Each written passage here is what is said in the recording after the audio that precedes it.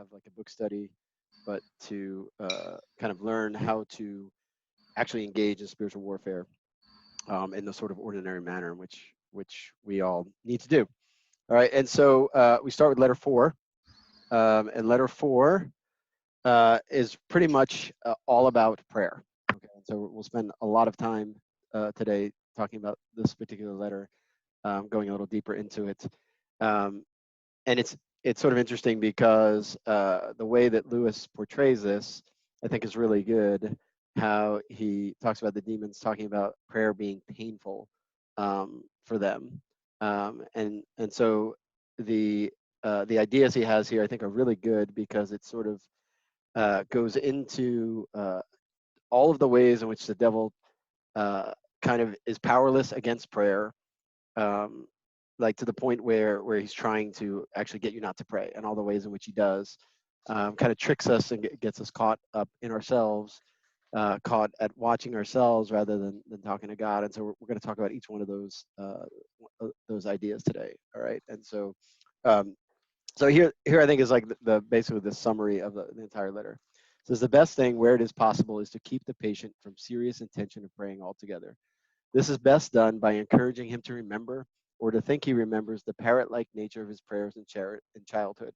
In reaction against that, he may be persuaded to aim at something entirely spontaneous, inward, informal, and unregularized. And what this will actually mean to a beginner will be an effort to produce in himself a vaguely devotional mood in which real concentration of will and intelligence have no part. One of their poets, Coleridge, has recorded that he did not pray with moving lips and bended knees, but merely composed his spirit to love and indulged a sense of supplication. This is exactly the sort of prayer we want. And since it bears a superficial resemblance to the prayer of silence as practiced by those who are very far advanced in the enemy's service, clever and lazy patients can be taken in by it for quite a long time. All right, so what I want to do with this, okay, this is this to me, I think one of the first times that I read Screwtape letters. This particular, I guess because of where I was, this particular paragraph hit me really hard, and really forced me to start to really learn the mechanics of prayer, um, because as we've talked about before, uh, very often, especially in the church, we assume people know how to pray, and we just set them off and like go pray about it. And we never really school people in prayer. And I think when I first read this, that sort of idea was pretty pretty profound to me. All of a sudden, I was like, well, I thought I was praying. I thought this was prayer. I really don't know what the heck I'm doing. And so, um, what I want to do then is to sort of talk about a little bit about the levels of prayer. And we touched a little bit last week on St. John of the Cross. We'll spend a little more time this week on St. Teresa of Avila. St. John of the Cross, I think I mentioned this last week, he's more of a theologian.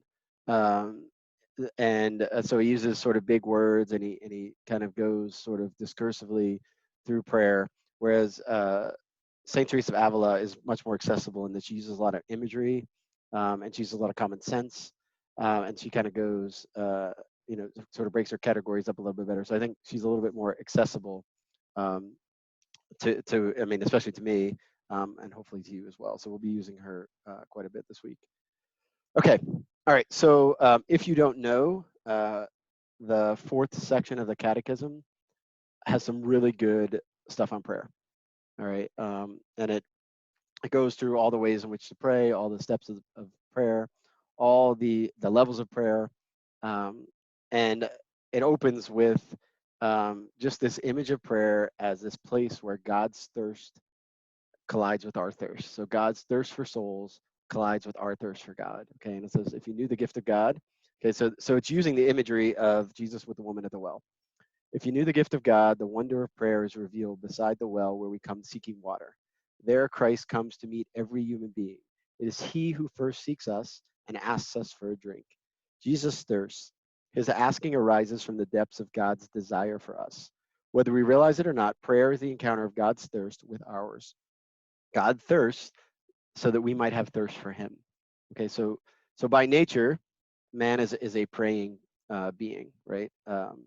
So if prayer is something that man naturally does, then there's a virtue attached to it, right? So the virtue helps us to fulfill that particular aspect of our nature. And so we can't ever forget that prayer really is a gift that God gives us, but it's a means, right? It's a means in which our thirst collides with God's thirst. It's a means by which we come to see God face to face, right? And it's a means by which we taste a little bit of what heaven will be like. Yes, Casey. Can you define prayer? Yeah, so prayer is the lifting of the heart and the mind to God. That just very simply. And you could go deeper than that, but I would say that's as simple as it gets. Connor, go for it. So I've heard people say, so prayer is a gift. I've heard it, I guess, maybe brought so far as to say that we cannot pray without grace or something like that. What does that mean in practice? Is it truly how does that differ from the fact that we can't do, strictly speaking, anything without God? Yeah, so the aspect of prayer being a gift is the particularly unique way in which Christians pray, right? So the pagan, insofar as he naturally knows God as like creator of the universe, he can honor and pray to God. But as prayer as this personal encounter with the triune God, that is a gift, right? And it's certainly a gift that comes, like St. Paul says in Romans, right? Like we don't know how to pray as we ought, so the Holy Spirit has to intercede for us. So it is a gift, and that's all I'm going to say about it until we get sort of through it. But does that sort of answer your question as far as if I can ask one follow-up, is it a habitual or actual grace? It would be an actual grace. And everyone sort of know the difference between the two. Actual grace is what sort of moves us to do something that God wants us to do, where habitual grace would be like sanctifying grace would be the life of God within us. So it's a means by which habitual grace grows within us. Follow up to the follow-up. Is that the case even for the like perpetual higher levels of prayer? Yes. Okay. So they are not, they can't be sort of, if it were habitual, you could just sort of do it on command, right? But you can't. It still requires that gift. And I mean, as you'll see as we talk about it, really what our role is to get out of the way, in the sense that we need to find all of our defects and then grow in the virtues that do away with those defects, so that grace that comes to lift us up, that wind that wants to get under our sails, has no impediments to it. And that's when you're lifted to higher and higher levels of prayer, right? So when the actual grace comes, when you've been perfected, it's just, you're just responding to the grace that's been coming all along. Okay. All right. So let's talk a little bit about Saint Teresa's sort of her categories of prayer. And the reason why these categories matter is for Saint Teresa, Saint John of the Cross, the same way. They look at prayer and the level of holiness as two things that go together. Okay. They go side by side. So as we grow in holiness, we grow in prayer, right? Specifically for the reason that I just said. Okay. So we're going to talk about, even though there's 9 levels of prayer, we're going to really just talk about the first 3, really, and we'll just barely talk about 4, because the first 3 are what we can do. All right, what God, Saint Teresa would say, God infallibly gives us the actual grace to do these things whenever we sort of choose to. Whereas 4 and above, we are, those are infused gifts from God. So what the first 3 do is sort of prepare us to receive the gift of, like, the full gift of prayer, the gift of contemplation, right? And so I want to talk a little bit about each one of these things, so this is why I think we talked about this last week. This is why the earliest levels of prayer come with the most sort of demonic temptations with them. Because once a person grows to a certain level of prayer, they are pretty much off limits during their prayer time, because they are completely and totally operating under the inspiration of the Holy Spirit. And so that's why you should expect in the beginning levels of prayer for it to be an absolute battle, right? And this is why, the sort of the idea that Screwtape sets out this battleground, where there's a battleground in his mind, and he desires to really keep us from reaching contemplation. Okay. All right. So vocal prayer is just prayer with attention. We're going to come back to each one of these. So it's just prayer with attention to what one is saying or reading, and to God, the one we're addressing. Discursive meditation is consideration of some spiritual truth, applying it to oneself, and then resolve to do something about it. And then the prayer of recollection is when you sort of turn to the other, namely God, and prayer becomes this sort of loving back and forth between God and the soul, and with this sort of growing awareness of God's presence during the time of prayer. So it sort of gets to where it becomes very difficult to even have words. All right. So and then the infused recollection, that's when we get into sort of the higher levels of prayer, which I think later on in the book we'll talk a little bit about them, but it's important for us, I think, to understand the sort of beginning levels, because it really helps us to understand where we're at, right? Because if I've been doing discursive meditation for a while, and then all of a sudden I hit this gigantic wall, I'm like, well, I got to get back. All right, so let me try meditating on this book. All right, I'm not getting anything. I can't do anything. It may not be you're doing anything wrong. It's that God is calling you up to the next level. All right, and it's not a matter of like you get moved to a level and then you stay there for very often. God will pull you up and then you'll go back a little bit, and God will pull you up and you'll go back a little bit. And that's the point about whoever asked the question about, is like the higher levels of contemplation habitual? No. Like, Saint Teresa of Avila, even when she reached the highest levels of prayer, still had to do discursive meditation at times, or still did vocal prayer at times. So we don't ever leave the lower methods sort of behind. All right. So again, this a little bit vague at first, but as we get into sort of the examples, we can talk a little bit more about it. Okay. All right. So now I'm going to back up to vocal prayer for a second, because I think what Screwtape says there about where he says, what does he say? This be done. I encourage him to remember or think he remembers the parrot-like nature of his prayers in childhood. In reaction against that, he may be persuaded to aim at something entirely spontaneous, inward, informal, and unregularized. Right. So we have this tendency to think, well, rote prayer is bad, spontaneous inward prayer good, whereas neither is the case. Right. Spontaneous inward prayer maybe when it's heart to heart, but rote prayer is just as good. And so we're going to talk a little bit about how to use vocal prayer and how to use it properly. Okay. Again, here's what the Catechism says: vocal prayer is an essential element of the Christian life. To his disciples drawn by their master's silent prayer, Jesus teaches a vocal prayer. Right. So when they come to him, they're like, "Master, teach us how to pray," and he gives them the Our Father. He not only prayed aloud the liturgical prayers of the synagogue, but as the Gospels show, he raised his voice to express his personal prayer from exultant blessing of the Father to the agony of Gethsemane. All right. So the reason why it's the first sort of way into prayer is because it's the easiest, because you have the material to get your mind going. All right. But vocal prayer, when done correctly, is meant to take. So normally when we speak, right, when we say something, we're expressing our thoughts. So thought sort of precedes word, right? But when we use vocal prayer, especially rote prayers or the Psalms, what we really want to do is make the word precede our thoughts.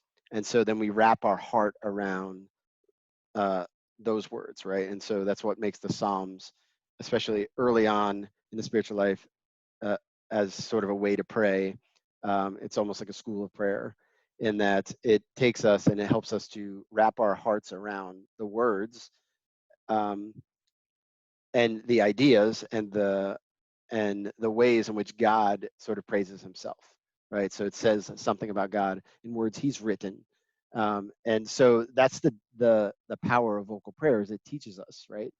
And so so Saint Teresa really in her own life really struggled with mental prayer. And so she used vocal prayer for a long time. In fact, when you read the book The Way of Perfection, the second half of it is basically just sort of an extended commentary on the Our Father. And you almost get the sense that she's showing you how she used praying the Our Father to go deeper and deeper into spiritual life.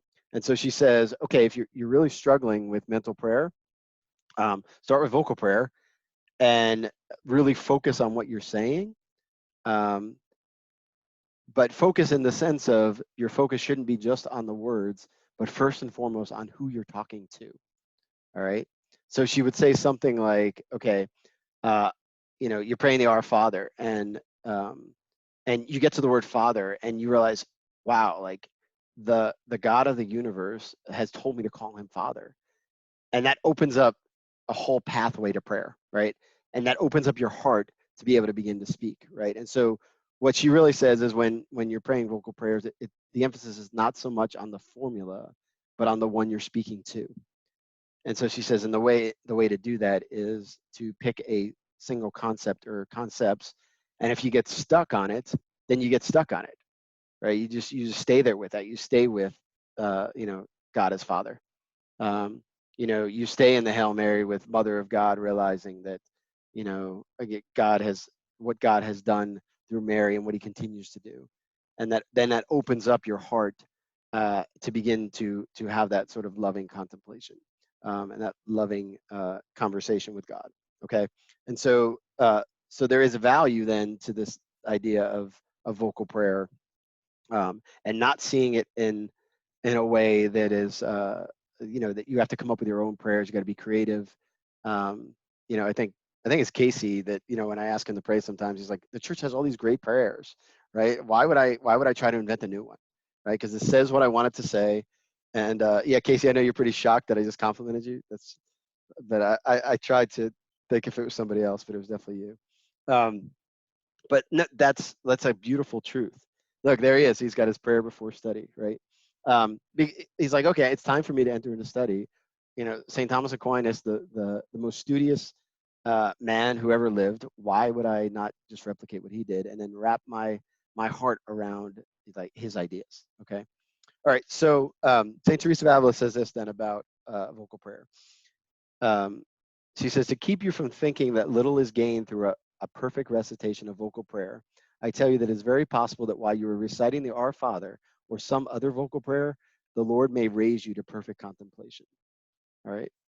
So don't necessarily shy away from vocal prayer. All right. Don't sort of think, well, this is really childish, because that's a ploy of the devil, right? Like, again, they go to Jesus, they're like, hey, can you teach us how to pray? What does he give them? Well, he gives them meat to really meditate on, but he does give them a vocal prayer, right? And so if you are struggling with mental prayer, just sort of back up to vocal prayer.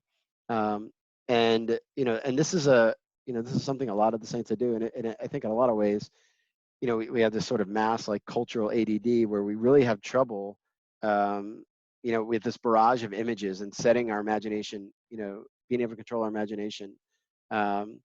And a lot of people give up prayer for that. They're like, look, I sit down and do mental prayer for 20 minutes and I'm getting nothing out of it. I can't do anything because my mind is racing everywhere. Okay, just back up to vocal prayer, right? And so St. Teresa says, don't give up prayer just on that account of that. She's like, just spend a little more time focusing on vocal prayer, right? And it's also a really good practice to back up to vocal prayer when you're dry, right? Because now you're taking, again, the words and ideas of someone else, and using them as a launching pad for a conversation with God, right? You simply just can't find words, and nothing is bringing you any sort of consolation to be able to even speak to God. Like back up to the Psalms, and so the end.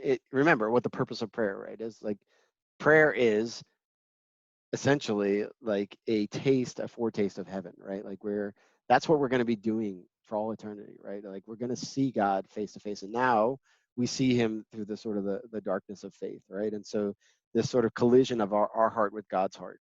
And so when, when that happens, when we speak directly to God and he speaks back to us, the our prayer level will go up, right? But it has to be at the same time, which we talked about last week, how virtue and prayer have to go hand in hand, right? Because they're both means to sanctity. Like, you're not going to get a person who is, sort of habitually in sin climbing to the highest level of prayer, right? Because they don't have the sanctity. They couldn't handle it. Um, and um, and so it's a twofold thing. And that's why these first few letters from Lewis really sort of kind of vacillate between like attacks against virtue and attacks against prayer, attacks against virtue and attacks against prayer, because those are the two things that they're in sort of the beginning of the spiritual life are the most important. And we have to focus on those. Like, we focus exclusively on winning virtue to get everything out of the way. We focus exclusively on growing in prayer so that God can then give us the gifts that we've, given, that we've, strived so hard to win the virtues for. Okay, so they're both remember, they're means to the end of sanctity. Okay, we can't forget that. Okay, so that's vocal prayer. All right. Now let's talk a little bit about mental prayer. Okay. St. Teresa says, now you understand the difference that lies between perfect contemplation and mental prayer. Mental prayer consists of what was explained, being aware and knowing that we are speaking with whom we are speaking, and who we ourselves are who dare to speak so much with so great a Lord. All right, so sort of imprint that on your mind, what she just said right there, because what she did is define mental prayer, right? And again, what she says is, she says, okay, mental prayer is this growing, or this being aware and knowing that we're speaking to God, who we're speaking to, and who we are, that we're able to speak to God. Like, just the idea of that, the idea that that somehow we are able to connect to the one who's created everything, right? And the one who, the same one who climbed the hill of Calvary and died for us, we can talk to him. The same one who came down upon the church as like tongues of fire, we can speak directly to him, and we have his attention whenever we seek it. Okay. To think about this and other similar things of how little we have served him and how much we are obliged to serve him is mental prayer. All right. So remember, we talked last week about when we pray, it's really important to be honest in our prayer, right? So we just go in and go, look, like, I know that I am essentially a fugitive from hell, and I'm living on borrowed time, like, and being honest, and I don't want to be that way, but only you can heal me from that, right? And so she's saying the beginning of prayer is a lot of that, right? Of how little we have served him and how much we are obligated to serve him in is mental prayer. Don't think it amounts to some other kind of gibberish. And don't let the name frighten you. To recite the Our Father, or Hail Mary, or whatever prayers you wish is vocal prayer. But behold what prayer music you produce when you do this without mental prayer, right? So she's saying, like, even our vocal prayer has to somehow become mental prayer, all right? And so to just sort of parrot prayers isn't good, right? And so we ultimately have to then keep reminding ourselves who we're talking to and who we are that's talking to God, right? All right, so let's talk a little bit about sort of the two forms of mental prayer that I had there on the list. And so here's what Saint Teresa says. She says, if you are happy, what she's talking about here is the best way to pray is to link our lives with Christ's life. Okay, to link our life with Christ's earthly life. Because what is our ultimate goal? What's our ultimate goal? Why do we even bother all of this, right? Is to become just like Christ. And so what she's sort of inviting us to and calling us to is to take our current state and match it up with a mystery in Christ's life, and then grab the graces that he won during that mystery for us, and then to emulate him so that we can become holier. All right. So she's saying, if you are happy, look upon your risen Lord and the very thought of how he rose from the sepulchre will gladden you. How bright and how beautiful was he then, how majestic, how victorious, how joyful. He was like one emerging from a battle in which he had gained a great kingdom, all of which he desires you to have, and with it himself. All right, so this idea of, well, if I come to prayer and I'm in a joyful mood, well, then I should meditate on something that's joyful, right? I should meditate on something in Christ's life that's joyful, right? Because ultimately, all of our prayer, all the graces we'll win from our prayer, Christ already won for us, right? And so what we need to do is to go into those mysteries in which he won those graces for us, and take them, all right? And she says, if you are, where am I at here? If you are suffering trials or are sad, look upon him on his way to the garden, or look upon him bound to the column, full of pain, his flesh all torn to pieces by his great love for you. How much he suffered, persecuted by some, spat upon by others, denied by his friends, and even deserted by them, with none to take his part, frozen with the cold, and left so completely alone that you may well comfort each other. Or look upon him bending under the weight of the cross and not even allowed to take breath.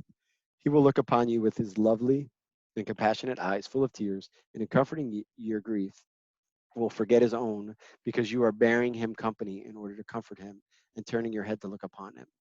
All right, so this goes back to, I think we've talked about this before, about, when Christ was in the garden, right, what he suffered was because he saw all of our sins, all right? But what comforted him was he saw all of the good things that would come from what he did, right? And he could do that because he was God, all right? And so if he could do that in the garden, he could do it at every moment of his life, where every single moment of his life, because he's God, the eternal God who sees all things at once, he saw each one of us. And so he knew what graces we would need when we would need them, and he won them for us, right? And so when he was on the Mount of Transfiguration, he knew what graces that Casey and Connor and Brendan and John Claude would need today, right? And he won them for them, all right? And so we were always in his mind, always before him, right? And so this idea then is not unique to St. Teresa of Avila, of connecting to the mysteries of Christ's life. This is why we pray the Rosary, by the way, and we look at the mysteries of Christ's life. Is we go into the events as if we were there, because we were there, we were in his mind, and we go and we get the graces that he was going to give us. All right, and so this act then of meditating in that way, in which we go to the actual event in Christ's life and we meditate upon that event, that's why we do that. We do that because we were there, right? And we were there, and we may have been, at any given time, we could go back to the Transfiguration 2 days later. Well, Christ knew we'd be back 2 days later, and he knew that on that day he was going to give you this grace, right? And so all we're trying to do in our prayer is get to those moments where we seize the graces that he was going to give us. Okay, and so that makes praying, especially the Gospels, a little bit easier, I think. I think it makes it easier because I go into this Gospels passage, and my first question to Christ is, well, what did you have in mind for me when this was going on? What were you trying to give me today when this was going on, right? And that's what Saint Teresa is getting at, all right? And she's getting at having this conversation with Christ, and it starts just on a simple level, right? It may simply have been, when he goes into the, you go into the garden with Christ, and he's like, oh, today I won for you the perseverance in prayer, because not all your prayers are going to be answered, right? And that's what he won for you. And so you're back tomorrow for that reason, right? And so we should go to Christ expecting something, because he already won something for us, right? But expecting too that we may not grasp what it totally is. And so that idea, then, that's why mental prayer is so important, and why it's such an important beginning, all right? And why it's so important, St. Teresa is saying, very first thing you do, put yourself in God's presence, put yourself in the eternal presence of God, right? He's before us all the time, right? But we turn our attention to him, right? And then, if we're going to meditate on a gospel passage, we turn and put our attention to Christ in that moment during his earthly life. And so she says, come with, again, why do we make the sign of the cross, right? We make the sign of the cross to remind ourselves who we belong to and whose presence we're now in. All right. And so she says, okay, come before God, and, make an act of faith, make a act of hope, make an act of charity, make an act of contrition, because suddenly when I'm in the presence of God, even though I don't feel his holiness, I realize my own unworthiness. And so I make an act of contrition, or examine my conscience, right? Or some people even, just pray a come Holy Spirit prayer. The point is we've got to do something before we step in, to remind ourselves who God is and who we are. And then St. Teresa says, well, a lot of people waste their time in prayer because they forget this simple step, right? They just try to jump right into it, right? Don't jump right into it. And if it takes 10 minutes to make that act, make the act anyway, right? Because again, what's the goal of prayer? The goal of prayer, especially in the early stages, is to be constantly aware of God's presence, right? To be constantly aware that he is with me. And so she says, again, always a realist. She's like, if you're going to speak to someone, you got to get near them. You can't yell from afar. And you can't just start talking when you don't know that they're being attentive to you, right? Because God may have something to say to us. And so she's like, turn your attention to him, let him know that he has your attention, and then go. Okay. Later on in the letter, so what we talked about earlier was sort of the facts of prayer, the way and what prayer does. Lewis also does a good job of giving us what I think is another trap. And this was when I said, this particular letter struck me at a time. This was what got me. Was what I will call the feelings of prayer. He says the simplest is to turn their gaze away from him towards themselves. Keep them watching their own minds and trying to produce feelings there by the action of their own wills. When they meant to ask him for charity, let them instead start trying to manufacture charitable feelings for themselves and not notice that this is what they're doing. When they are meant to pray for courage, let them really be trying to feel brave. When they say they are praying for forgiveness, let them be trying to feel forgiven. Teach them to estimate the value of each prayer by their success in producing the desired feeling. And never let them suspect how much success or failure of that kind depends on whether they are well or ill, fresh or tired at the moment. Right. So this kind of speaks for itself, but the point is when you go and you make an act of contrition, for example, if you feel sorry, great. If you don't, the act of contrition is still an act of the will, right? When you're asking God for forgiveness. And very often, because of what Lewis is getting at here, God will not allow you to have those feelings that go with it, all right? Because we can sort of because they feel good, right? Even the sorrow that we have for sins, when we actually have sorrow, it feels good. And we get sort of attached to the feelings or tempted by the feelings or tempted to focus only on the feelings, right? And so again, when you go and you make an act of contrition and you don't feel sorry, just offer God Our Lady's tears, right? Or the tears of Jesus at the grave of Lazarus, right? Like that's what we're supposed to do. That's the idea of being priests in that sense, is that we can offer that, and being part of the communion of saints, we can offer Our Lady's tears, right? And those are far more pleasing to God than any tears I could possibly manufacture, right? And ultimately, if that's what we're trying to do, right, we're trying to ultimately not give ourselves satisfaction, but to give God satisfaction, then we can sort of rely on those. Okay, and this we'll talk a little bit more about the communion of saints in probably 2 or 3 weeks when we get to that letter. But that's the idea, right? Where the saints sort of share their merits, especially Our Lady. And so if you don't feel sorry, that's fine. Just offer Our Lady's tears instead. One other thing he goes into, there's 2 more things in this letter we're going to talk about. He says, at the very least, they can be persuaded that the bodily positions make no difference to their prayers, for they constantly forget what you must always remember, that they are animals and that whatever their bodies do affects their souls. It is funny how mortals always picture us putting things into their minds.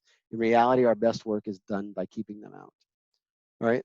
So as Catholics, we should grasp this, but I think there's sort of a movement away from it. Like it's almost like a spiritualism a little bit, where we think, well, as long as I'm praying, like spiritually, it doesn't really matter if I'm laying in my bed, if I'm running on the treadmill, if I'm driving the car, or if I'm on my knees. It just doesn't matter.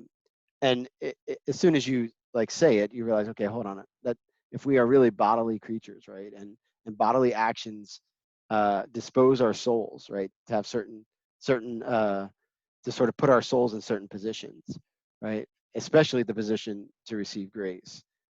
We begin to think about, well, maybe posture actually matters, right? Well, maybe praying on my knees matters versus laying down, being as comfortable as I can, right? Because again, it's hard to sit, it's hard to go and pray and recognize who God is, and when you're not standing at attention, right, or you're not attentive to Him, you're just sort of laying around. And again, that doesn't mean you don't pray while you're laying down, but it certainly means like, okay, it's time for me to pray. I don't go lay down. Okay, so here's what Pope Benedict says in his book Spirit of Liturgy. It says, it may well be that kneeling is alien to modern culture. You could substitute anything here, like standing. If you want a good meditation or a good set of meditations on prayer posture, Saint Dominic there's 9 of them, his 9 postures that were written by his followers, I think shortly after his death. It was basically the 9 ways they used to see him pray. And if you want to be sort of moved and realize how just important posture is, like those are good meditations to have. Anyway, so he says, okay, it may well be that kneeling is alien to modern culture insofar as it is a culture. For this culture is turned away from the faith and no longer knows the one before whom kneeling is the right, indeed the intrinsically necessary gesture.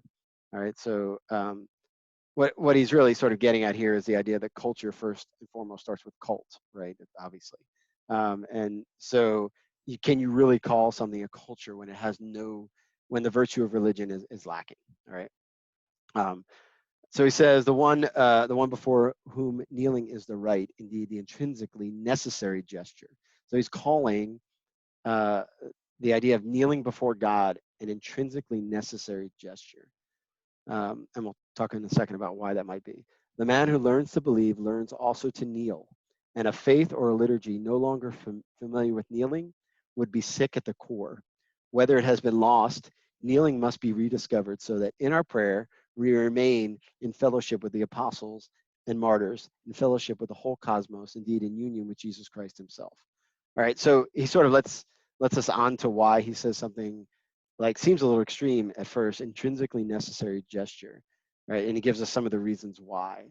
Well, because that's how the apostles prayed. That's how Stephen prayed before he was stoned to death. That's how Jesus, when he prayed, right? And so not only do we, again, going back to what I said about the graces that God gives us, right? There are graces to be given to us simply by kneeling in union with Christ, to stepping into Christ, because all of our prayer is just stepping into Jesus's prayer, right? And to go into, when he went up in the mountain by himself, up in the hills by himself, we can go and we can kneel beside him, right? And win graces simply by kneeling, by being in his presence and adopting his same posture, all right?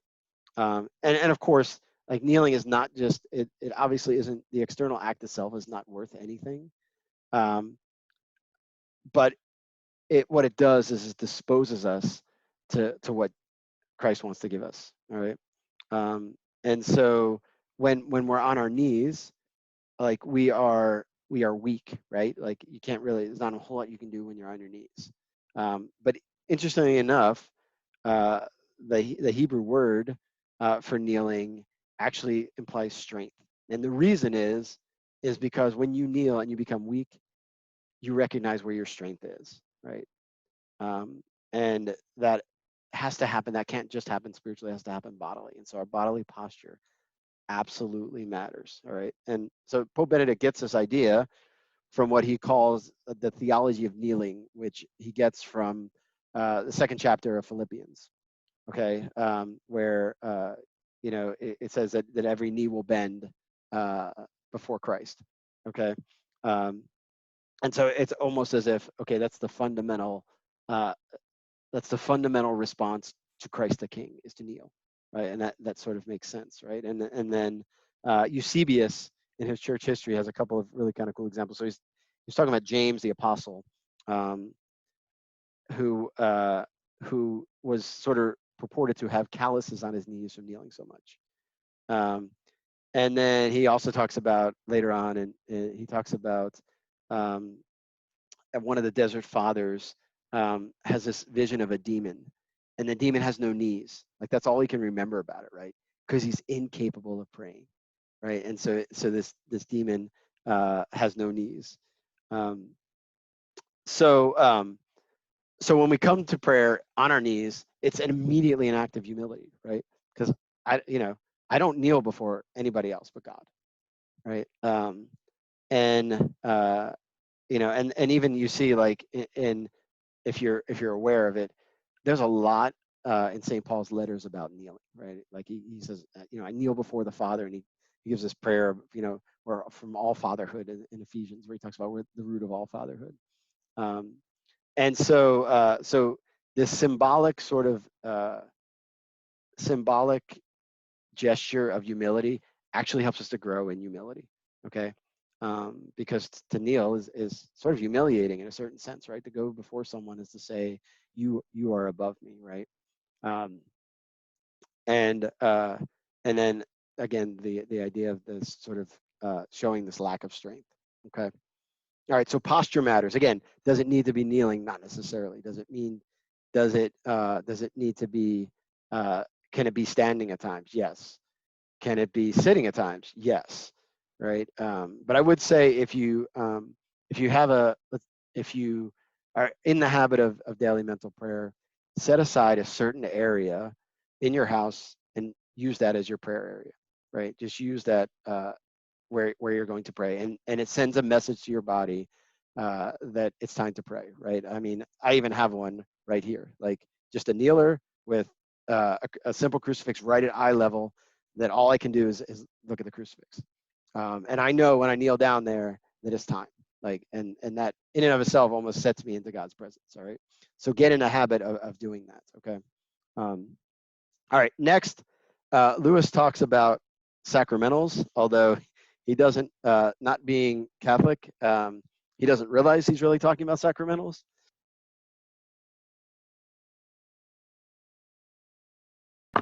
It's hard to see that he wasn't Catholic when he's writing this book. I don't know, just reading it. Yeah, so like high church Anglicans are pretty close, right? Like they're liturgically they're pretty close. So you will get a lot of things, like if you've ever read, like he has The Weight of Glory. He has this essay where he says, next to the Blessed Sacrament, like the holiest thing you'll see is your neighbor, right? And you get the sense that that he was really close. And if you know some of his history, when he was on his deathbed, J.R.R. Tolkien sent his son, who was a Catholic priest, to visit him, and it was a no-go. But it also probably stems from the fact that he grew up in Northern Ireland, where Catholics were absolutely horrible, and Protestants were too. But if you grew up in Northern Ireland at that time, getting over the way the Catholics treated the Protestants and vice versa would be really hard. So if he wasn't Catholic, he, God willing, is Catholic now. All right, so he talks about what I want to talk about is actually understanding the Catholic understanding of sacramentals. Again, using them as spiritual weapons. Okay. Says, I've known cases where what the patient called his God was actually located up and to the left at the corner of the bedroom ceiling, or inside his own head, or in a crucifix on the wall. But whatever the nature of the composite object, you must keep him praying to it, to the thing he has made, not to the person who has made him. So in one sense, obviously that's true. In one sense, if I just simply, if I look at the crucifix and I pray to it as if it is God, then there's no benefit to it, right? Or if I pray to the corner of the room as if God entered the room there and is up there, that again may not be that fruitful, right? So he has a certain sense. He's right. But by the same token, sacramentals, like a crucifix, have a power to them. So let's talk a little bit about this. So sacramentals are different than sacraments in the way sacraments infallibly give grace, right? Now, if it's received or not is different. So just simply just by the virtue of what they are, they work what's called ex opere operato, by the work done. Sacramentals get their efficacy from the intercessory power of the church. All right. They don't give sanctifying grace, but they dispose the person to receive it. Okay. So, so the efficacy of a sacramental depends on the blessing that's been bestowed upon it by the priest. All right. This is why when we ask to have an object blessed, the church has a whole book of blessings and certain ways in which things are supposed to be blessed, because each sacramental is meant to carry with it a specific power. Okay. Rob, Yes. are all priests' blessing equally effective? Yeah. So it's not, the blessing is not because of the person. It would be because of the church, right? So Christ was the one who instituted the sacraments. The church institutes sacramentals. So the priest, regardless of what he's like, it wouldn't matter. But his prayer absolutely would matter as to, if for example he just goes over water and makes a sign of the cross, um, and doesn't actually bless the water, using one of the formulas of the church. Well, now holy water, which has the power because of the prayer that the church normally attaches to it to forgive venial sins, doesn't do that anymore, right? So the efficacy is always in the prayer itself, and always because of the power of the church. All right. And so when you get something blessed, like make sure that they're actually blessing it correctly. All right. So when a Saint Benedict medal, for example, gets blessed, like it really does have the power to protect the person from the devil. Okay. When the person is under spiritual attack, they can run to the Saint Benedict medal and it actually stops them. Or palms are a great example, right? Like if palms receive the blessing that they've been given, and you put them in your house, they really do protect your house from natural disasters. Okay. So obviously, I mean, the St. Benedict medal is an example, right, of just a sort of a powerful sacramental that when you go to them actually does something, right? And St. Louis de Montfort as an example of a guy who was being sort of tormented by the devil, and the devil meets him and is going to throw him off a cliff, but then sees that he has a scapular on, and he's like, I can't touch him, right? And so this idea that the sacramentals actually have a power and an efficacy of their own. And also what's really important is that understanding what they do and what they don't do, right? So when I go, when I go before the crucifix, a blessed crucifix, it actually, makes present to me, the power of the cross, right? And that keeps them from becoming something like good luck charms, right? Because they're not that. Okay. The Saint Benedict medal is not going to help me win the lottery. All right. The bearing of the Saint Joseph statue is not going to make me sell my house. But having a Saint Joseph statue in my house will certainly protect the people in it. Right. Okay. So get in the habit of using sacramentals, holy water, blessed salts, crucifixes. We have a crucifix in pretty much every room in our house. And it's not just for the reason of like, yeah, I walk into the room, I see the crucifix, it reminds me, and it gives me an opportunity to give a one breath prayer, but because of what that blessed crucifix actually does. Okay. And for the same reason, we have like a holy water font in our house, because occasionally I will go and I will remind myself of my baptism, and work, for forgiveness of venial sins. So where does this idea come from?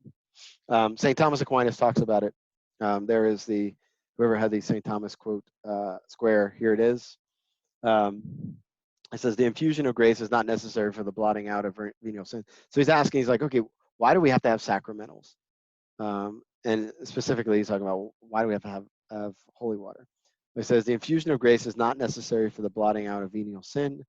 Wherefore, since grace is infused in each of the sacraments in the new law, none of them was instituted directly against venial sin. This is taken away by certain sacramentals, for instance, holy water and such like.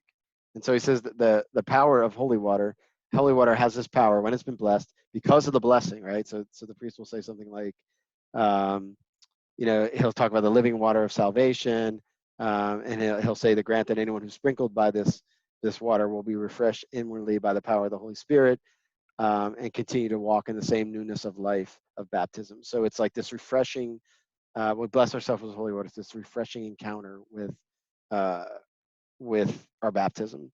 So the crucifix, again, a crucifix, there's a reason why like the exorcists usually have crucifixes in their hands, right? Because the blessing, especially in the 1962 Roman ritual book, actually talks about protecting all of those who gaze upon it from the cruel darts of the enemy.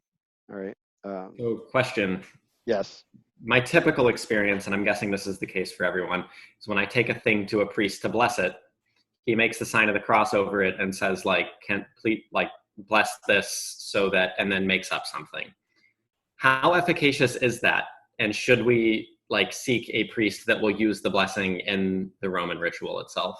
Yeah, I think if you're going to use the item in the nature that in the way it's intended to be used, I would make sure they bless it correctly. Okay. What I've done before, like I had rosary beads that I wanted someone to bless that I was giving to someone as a gift, and it had a Saint Benedict medal on it, which requires a special blessing. I actually went to the priest after Mass and I said, "Can you bless this?" And here I've pulled up the special blessing for the Saint Benedict prayer. So some of it is just a matter. Some of it is an educational thing. Some of it is just a matter of what they don't walk around with their Roman ritual book and go, "Hey, this is how the blessing is supposed to go." But again, I think we've talked about this before. But being in a room with an exorcist, they use sacramentals a lot, right? They use crucifixes. They use images of saints. They use icons. And they they do have a power, and they are effective, and the devil does not like them. And so if you feel like you're under attack, go bless yourself with holy water. You go into a place like hotel rooms are a good example. Like we go into a hotel room, we throw blessed salts in each of the room, right? I don't know what's gone on before there. I don't want anything leaving with me, right? In fact, there is a guy, I think I've shared this story before. There's a guy who that I work with, whose office is around the corner, who had all this Freemasonry stuff in his office. And I just walked by one day when he wasn't there, and I just threw a bunch of blessed salts in there. And within a week, all the Freemasonry stuff was out of the office. So they do have a sort of this power all their own. Okay. So that's sacramentals. Rob, Yes. I wonder if you can, because one time I told a priest, I was like, oh, I did something similar where I was like, there was like a coworker who had like Hindu stuff or something. I threw blessed salt down, and he's like, oh, you better be careful about retaliation. But there's a prayer against retaliation. He didn't really go into any more detail, but like, I don't know. Can you elaborate? Yeah. So was he implying you shouldn't try to save someone's soul because the devil might fight back? Like what was? I think I don't know. He was saying it might be dangerous for Kevin to do so. I don't know. It was kind of a warning, and I think it was someone you might trust. So. Yeah. So you do need to be careful about retaliation. That is a real thing. But what I would recommend is pray against retaliation. Because like in my case, it wasn't necessarily that I was looking to free that person, because it was more the sense of, well, I was looking to free the environment which I go into regularly, and so I felt like I had a certain amount of almost a certain amount of authority because I'm in there all the time to protect myself and so forth. So yeah, you do have to be a little bit careful, but I wouldn't hesitate because of retaliation. I would absolutely, as long as you're not going, and this is sort of getting us far afoot, but not going beyond the authority, like you're not doing something that requires more authority than you have, then you're probably okay. But definitely praying prayers of against retaliation are a good idea. What are prayers against retaliation though? Like what? Like just Yeah, so there are actually formulas which basically just asking God to blind the devil to whatever you're doing. Thanks, Casey. All right, did Casey share it? Okay. I think Rob, could you? It seems like you're mentioning this Roman ritual book a lot. Is that like that sounds kind of like the book for the like blessings and stuff like that? Yeah. So it's the 1962 Roman ritual book. Has all of the prayers in Latin, and they're much richer than when they were rewritten. I don't remember what year they were rewritten. And so a lot of priests will use them for that reason, because they're still valid. And especially when they're blessing things. So if you know someone that blesses things that way, like that, that's definitely the preferred way. Not as if a blessing from in another way is bad, but. So is that blessing like in the Latin like 1962 version like more effective than the like more recent one, or? Yeah, it doesn't. I mean, it's not because it's in Latin. Don't let me get wrong. It's okay. It's because of what it actually says, right? So they've simplified them greatly. Like I don't think you would find the blessing of a crucifix now. I don't think has that same blessing where it says against the cruel darts of the enemy. From my understanding, there's just a general now like blessing of religious artifacts that most priests use, and it's just like one sentence long. Yeah. General blessing of. Yeah, this is definitely like I don't know the ins and outs of. I just know several priests that use that ritual book, and I usually will ask them to bless stuff for that reason. So can you do the thing re-blessed if it was blessed poorly / improperly? Yes. Okay. And in fact, you can even, if you're not even sure, like we'll buy something and I'm like, I don't remember getting that blessed, and I may have. I mean, they can, it's they can do it conditionally too. Okay. All right. So moving on. So that's letter 4. Let's move on to letter 5. So letter 5 there's a lot in there, but what I want to sort of focus on is so this is the part where the war is beginning, and they're sort of discussing, okay, how can we use the war against the patient, right? And so it says, consider to what undesirable deaths occur in wartime.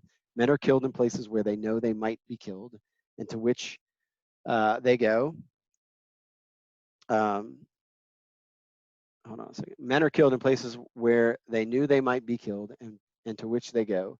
If they are all at our enemy's party prepared, how much better for us if all humans died in costly nursing homes amid doctors who lie, nurses who lie, friends who lie, as we have trained them, promising life to the dying, encouraging the belief that sickness excuses every indulgence, and even if our workers know their job, withholding all suggestion of a priest, lest it should betray to the sick man his true condition. And how disastrous for us is the continual remembrance of death, which war enforces. One of our best weapons, contented worldliness, is rendered useless. In wartime, not even a human can believe that he's going to live forever, right? So this, I think, is a relatively new phenomenon. I think because of the general state of our health and the way that how long we tend to live now. It used to be that people remembered death, right? And we didn't have to tell them, remember death. But I think it's really important in your spiritual life because death is really the most important moment of your life is when you die, right? So the whole meaning of life is to die well. And I don't mean to be morbid about that, but when we're going to talk about this when we get to the very last letter, when it's talking about the sort of final temptations that come at us. There's a reason why we have to have St. Joseph's help as the terror of demons. How the onslaught at the moment of death is so bad that if you're not prepared, that it's very difficult to withstand. So that there's the spiritual warfare aspect of it. But dying well is also important because after Christ dying on the cross, death is now something that we offer to God, right? And so it's really the only thing that is totally ours that we can offer to God, right? And so dying well, dying in union with Christ, is something we should all strive to do, right? Strive to die well. But what that really requires is us to have the courage to meditate on death. All right. So like Saint Robert Bellarmine has a book called The Art of Dying Well. And obviously if it's an art, it's something that is practiced, right? And so it's not like, 40 Ways to Die, or he's like jumping off cliffs, but it's actually taking it to prayer, and remembering your death, right? And the first temptation then is what Screwtape's talking about is the devil will try to get you to have this sort of mode of distraction, where it always sits in the back of our minds, but something we're just gonna have to deal with later, right? Like, I'm not there yet. I don't have to worry about that. And we sort of come up with creative ways not to have to think about it. I think it's like Pascal talks about running heedlessly into the abyss, like putting something into our face and then running off a cliff and not even realizing it, to stop us from seeing it. And then we just sort of hope, well, when the moment comes, hopefully I'll be asleep and I'll it'll just be peaceful, right? So there's this idea of just distraction, right? And then there's the sort of pop psychology approach to it, which says, yeah, like you just got to accept death. It's just something you have to accept. And so it becomes like this sort of, the twin to taxes, right? Where we treat it as something to be sort of just planned around, and ultimately, hopefully we can cheat it as long as possible, right? That's why death and taxes sort of always go together. We're trying to cheat on both. But the book of Sirach says that we should remember the last things and you will never sin. Remember that death is always around the corner. And that's remember in the biblical sense, right? So remember doesn't just mean, oh yeah, I need to think about that today. It's, remembrance in the biblical sense means to make it a present reality, right? Like it comes like a thief in the night and we have to be prepared for it. All right. And so don't be fearful about, meditating upon death, because the fear of death is what, that's the thing that makes us Christians, right? Like if you look at the rest of the world versus like true Catholics and their response to the coronavirus, everyone's scared of death. A Catholic shouldn't be scared of death, right? Because we know we know and worship the one and who's become our friend and our judge and who conquered death, right? He just ran right over the top of it. Like we don't have anything to fear. That was the only, like the book of Hebrews says, like that's the devil's only weapon is fear of death. And if you take that out of his hands, right? And so we have to confront the fact that we're going to die, but not just to accept it, but to strive to die well, right? So each night when you go to bed, pray for a happy death. Pray that you die well. And that's the way that it becomes an art, okay? Because life really isn't pass fail, right? You have to run through, like St. Paul says, he's like, okay, I'm getting to the end, but I'm going to keep running. Like I'm going to run so as to win the race. We have to keep going and run right into the hands of God the Father. And so it's not a punishment. Like you're like, oh, I'm getting to death, and this is my last chance. This is my last thing to offer to God, and I want to do it well, right? And that is, by the way, the great evil of euthanasia, right? We deprive people of that. We deprive people of the ability to offer to God a beautiful death, right? And so that lie of it, good death, sweet death. Like, no, sweet death is one that's united to Christ that we give to him, right? And so we have to be ready for that. And the only way we're ready for that is to meditate on it, and the fear goes away, right? The fear goes away.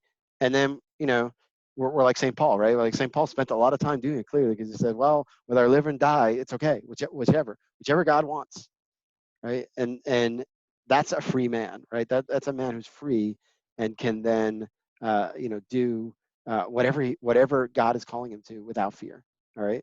And so, again, having the habit of meditating upon the last things, death, judgment, heaven, hell, that's an important spiritual weapon, all right? And so use it. You can see here in this letter how Screwtape is essentially saying, well, death is not really, the great weapon we think it is.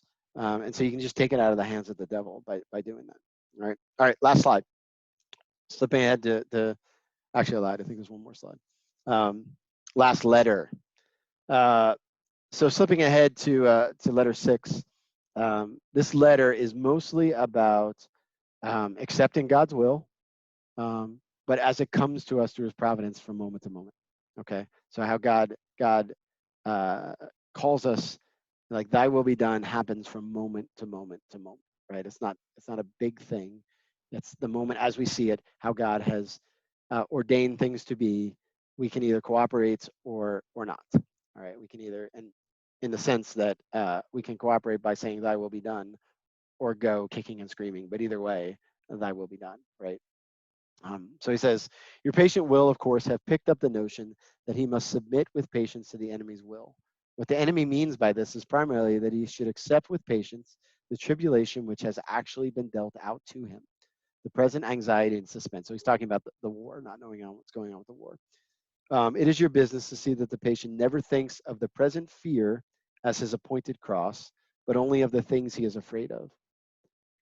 For real resignation at the same moment to a dozen different and hypothetical fates is almost impossible, and the enemy does not greatly assist those who are trying to attain it. Resignation to present and actual suffering, even where that suffering consists of fear, is far easier and is usually helped by this direct action. All right, so what is he talking about? So he's talking about the fact that very often we're living off in the future at some point, and we're fearful of some theoretical evil that's coming, right? And the remedy to that is we can fear things like the coronavirus. We can fear, the threat that it is. But that's where we need to stop, right? That's the present cross, right? We can't go off and then write a story about how it's going to be, right? Because why? Well, essentially you're usurping God's role, right? He's the one who writes the story. And again, that's where the freedom is, because you can't pick up a hypothetical cross that's up in the future, right? You can pick up the cross of the fear of right now. And that's what Lewis is getting at here. He's saying, okay, look at the moment of what the cross is in the moment, and don't try to add to it or change it or make it something that it may or may not be. It's like you just take what's coming from the present moment, and Jesus, I trust in you for the rest of it, right? And that's how you accept God's will, right? Because a person can, and this is often something, a trap we can fall into, where we're scared to give God everything because of like what bad might happen, and then we think of the worst possible thing that could happen. It's like, okay, if I give God everything, he's going to make me and my family move to Zimbabwe, and we're going to live out in the woods with no bathrooms. And so we come to this extreme situation that obviously he's not even close to asking us that, right? And so this whole letter then is also about living in like hypothetical reality, and thinking about, well, I'm going to reserve from God, because if I tell God like I want to suffer with him, well, that's bad, because I could think of him giving me stage 7 cancer, and I'm going to die from it, slow, painful death, right? And that's what happens, right? Whereas we just simply we give everything to God, including the future of just where it goes, and just wherever you want to take it, God, I'm not even going to think about it. Like, and that's what Jesus is talking about, right? When he says, consistent, what does he say? For today are enough. I forget how he says it, but essentially, sufficient is the evil of one day. Yes, thank you. Sufficient for today are the evils, right? Like, don't worry about the evils that are coming tomorrow. Just take what you have today, offer it back to God, and don't get stuck in sort of hypothetical land. And the devil will be there at your side to help you with that, right? And that is the source of most people's anxiety, right? Most people's anxiety aren't because of what's going on now, it's because of what it could turn into. All right. And so, like, don't let the devil pull you into that ploy. And the minute you go down that route, this is almost a message of divine mercy, right? Is like, I trust in Jesus's mercy, right? I'll just be like St. Therese, I'll be a victim of his love. Whatever that means, whatever he's going to give me, it's okay. Because for today, I'll just take this, because this is my cross today. All right. Then he talks about, in that letter, there's one more sort of hypothetical, and this has to deal with love of neighbor, and it's again just a subtle trick that the devil uses, right? Where I see this a lot in people who are sort of committed to social justice. What they'll do is they'll say, okay, I'll read the letter and then we'll talk about it. The great thing is to direct the malice to his immediate neighbors whom he meets every day and to thrust his benevolence out to remote circumference to people he does not know. So this idea of like showing like love of neighbor in the abstract, but not in the particular, right? So one of the ways in which, you know, God's providence, like he reveals his will to us, is putting people in our path, right? And those people that he puts in our path are the people that we have to love, right? Not the people far away in, you know, remote Zimbabwe who don't have bathrooms. As tragic as that is, like that's not really our mission. We can't love them. We can only love them in the abstract. We can't love them in the particular, right? You know, it's really easy to love the people over there and then miss the people like right in front that God has put us. Like, you know, it's like the little kid standing in front of the TV, like trying to get his dad's attention. And, you know, dad is like screaming at the kid, like, hey, I'm trying to, you know, learn about the starving people in Africa. Get out of the way, you little brat, right? You have to love the people that God puts in front of you, right? And it reminds me of that, the Chesterton quote, right, where he talks about the Bible tells us to love our neighbors and also tells us to love our enemies, probably because they're the same people, right? So people that are put in front of us are difficult to love, and God does that on purpose, right? And we can't run away from that and then go find people that are easy to love and people that are really needy. We have to go where God has led us. All right. So that's all I got. Questions?